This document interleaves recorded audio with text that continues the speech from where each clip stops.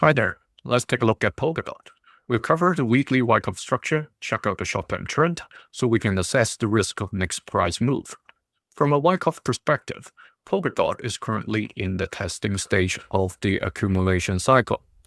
The next stage we're waiting to show up is the sign of strength.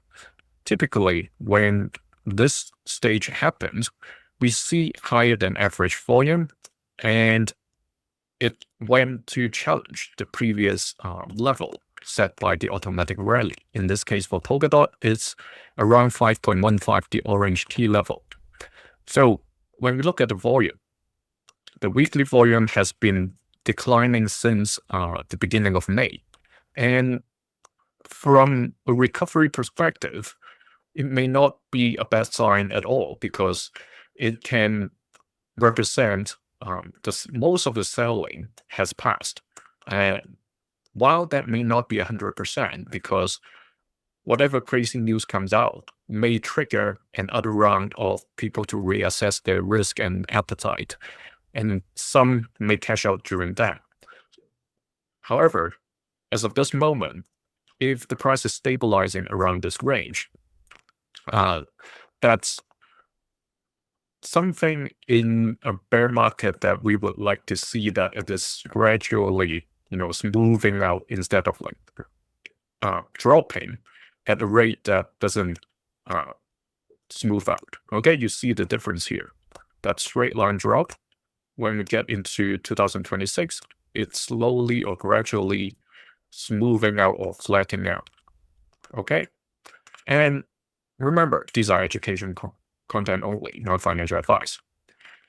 The 0.97 remains the most important resistance level on the weekly chart, while there's no bottom whatsoever as of this moment, no support line, because Polkadot has basically kept on seeking its actual bottom for this bear market.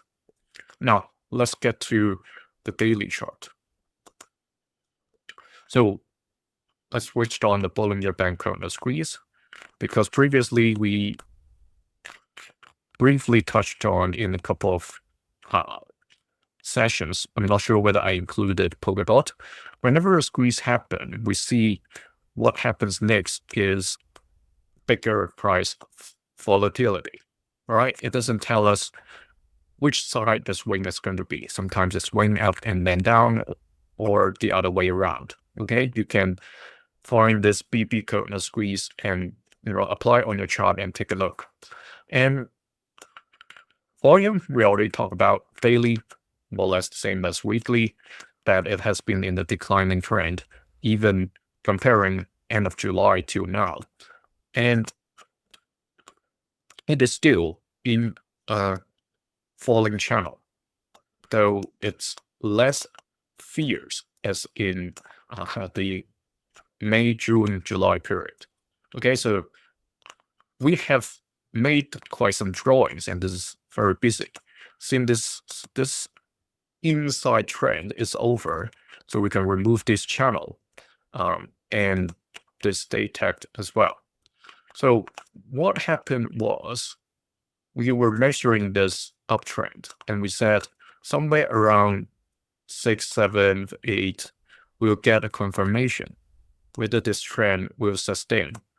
All right, and exactly around the 7th, this white pin over here, and confirm came in on the 8th. Confirmation came in on the 8th that that uptrend is over. It, after testing the channel ceiling, it drops and continue to stay below this resistance line that we have drawn last session as well. And also, even the bulls tried around the 11th, and other dates were marked when the trend line crosses the support line.